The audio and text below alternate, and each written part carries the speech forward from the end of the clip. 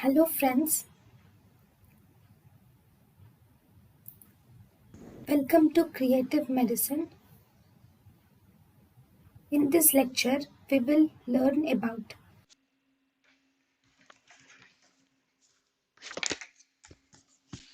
Paracentral lobule.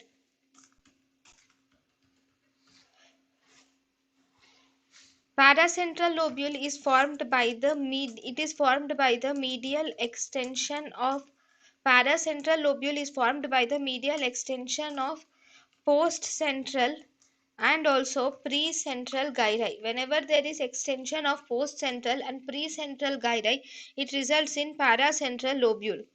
Paracentral lobule is supplied by mainly the branches of anterior cerebral artery, and the neurons which are present in the paracentral lobule, these neurons are actually concerned with the following. Neurons in the paracentral lobule are mainly concerned with motor and sensory innervations. They are concerned with motor and sensory innervations of contralateral lower extremity. Then they are also concerned with regulation of physiological function like defecation and micturition. Then they are also concerned with, okay, these are the main things, that is they are concerned with defecation and micturition, and they are also concerned with motor and sensory innervation of the contralateral lower extremity. So if there is any lesion in the paracentral lobule, then what happens? Lesion in the paracentral lobule.